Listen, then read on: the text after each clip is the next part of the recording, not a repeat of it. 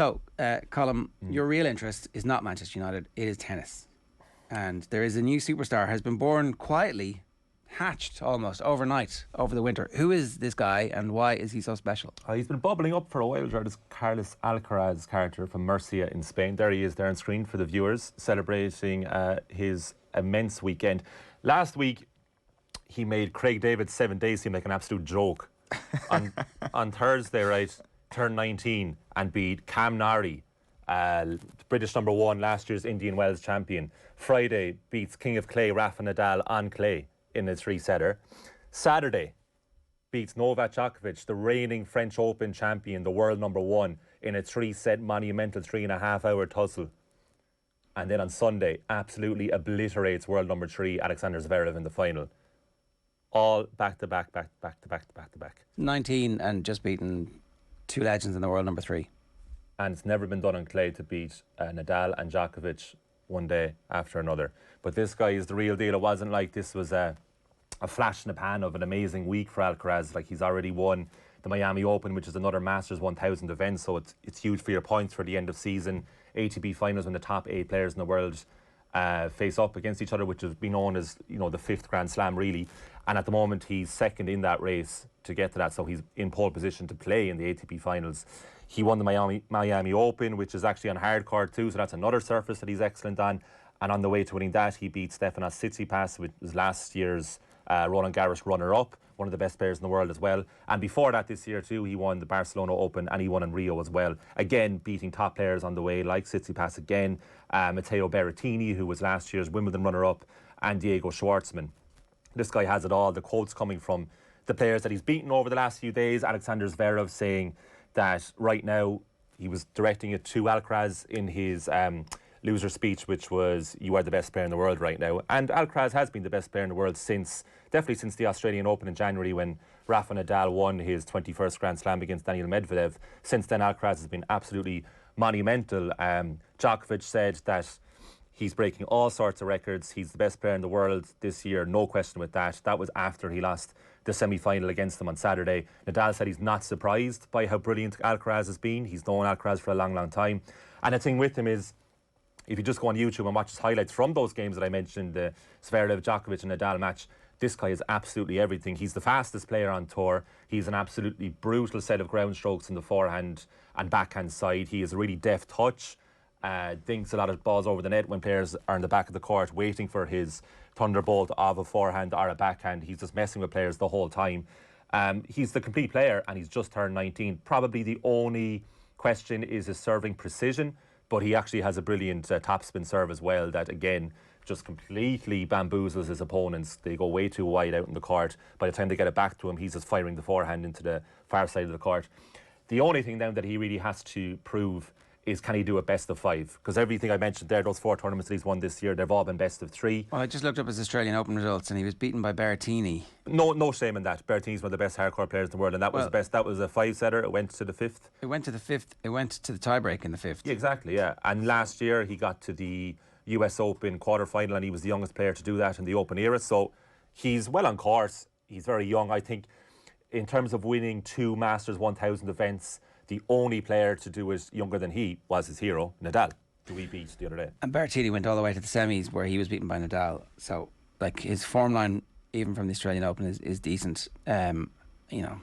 But, you know, the other thing with him too is that generally when a match gets tight, and especially against the titans like Nadal and Djokovic, players tense up, they get very tight. He doesn't. He goes the other way. He actually loves the pressure and he hits even more freely.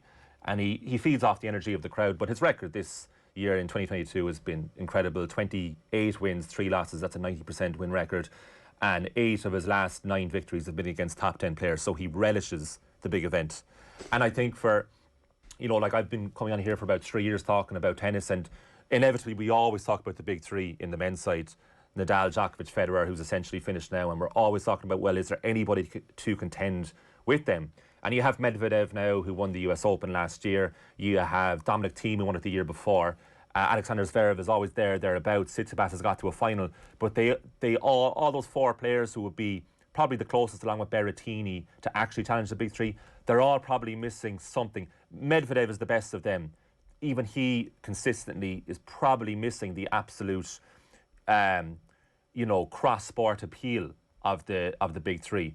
Alcaraz, he's only 19, but he has the potential to go past all of them and to be the best player overall. Definitely world number 1 in a few years' time. He's world number 6 now. Last year in May, he was world number 120. He's second favourite for the French Open. Is that just because of the fact that it's 5 sets and Nadal is heavy favourite over that duration? I think there's a name we left out. I think Djokovic could easily retain this. Djokovic has had a terrible year. Obviously didn't play the Australian Open. We covered that well. He's played very little tennis actually since then. And same with Nadal since he won the Australian Open. He won the event afterwards in Mexico, I think. Got to the final of Indian Wells and then has taken a few weeks off. So I think Madrid Open, this one that Alcaraz won, was Nadal's first in about 6 weeks. Nadal and Djokovic are playing Rome this week. Alcaraz took it off because he actually got injured in the quarter-final against Nadal. He lost that middle set 6-1 because he went over on his ankle. So that's a slight concern for him. But I would say in terms of contenders for the French Open, it's probably the hardest one to call in a long time because it was always going to be Djokovic and Nadal. Do you remember last year's semi-final was the best tennis match of the last 12 months? That coincided with the first day of Euro 2020, Italy against Turkey, where a lot of people actually ended up watching Djokovic and Nadal because it was so brilliant. So everyone was waiting for the rematch this year, but now this kid is coming into it. It'll be a shame if all three are on the same side of the draw, which could very likely be the case, so we won't get to see them play against each other, and it'll be the rest that will play them. But that's not confirmed yet. So it's really tough to call, but it's the most exciting Grand Slam left this year. We have Wimbledon afterwards and then the US Open to finish up.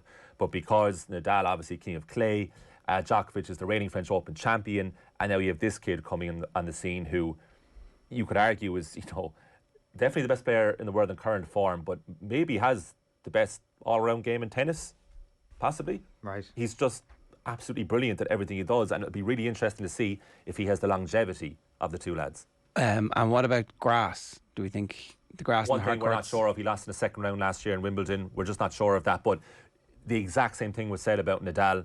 Nadal got to his first Wimbledon final, I think, in 2007, was easily beaten by Federer. Then the following year, he beat him in the all-time classic final. But Nadal, for a long time, was very poor on grass. He would get knocked out at Wimbledon in the early rounds, and it was really clay was his thing. And then eventually he transitioned that to hard court too, and of course he's won all 4 Grand Slams at least twice.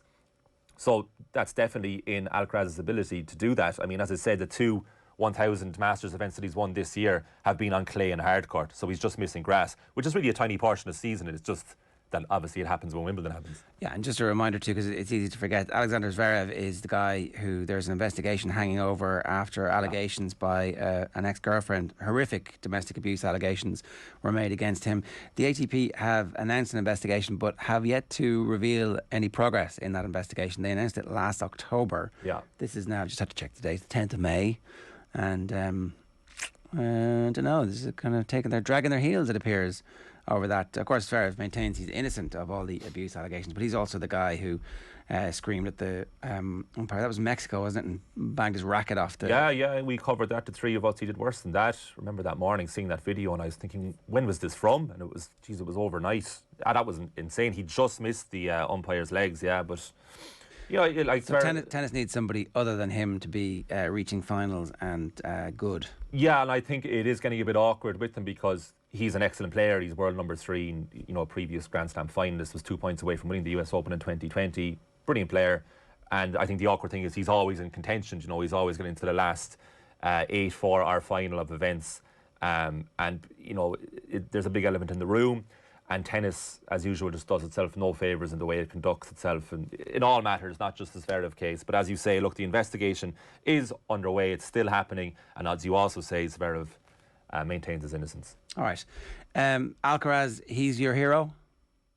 Well, Nick Kyrgios is a Grand Slam champion. In doubles. Remember that? In doubles, yeah. I do. That was a great time. It was. A great time for tennis. Look, really brought the fun to it and the joy. But you're a Kyrgios convert, aren't you? Yeah, certainly he's winning me over. The only problem is he's taking the clay season off. He never plays clay. When you read about some of the stuff, he's spitting in the direction of an umpire. I'm not sure I'm going to bat for this guy. Yeah, he kind of lets you down at times. Does let you down. He does bring the entertainment. Does send you messages personally though, so you're delighted. You're happy. Oh yeah, forgot about that. Yeah. Are you getting another one this year? It's around this time, isn't it? Your birthday? My birthday? Yeah. No, it wasn't for my birthday. Oh, it was for your wedding. Stag, yeah. Oh yeah. Yeah, yeah. Not for the wedding. It was for the stag. Okay, These are. I think it is. Wish me happy Separate birthday. On things. it.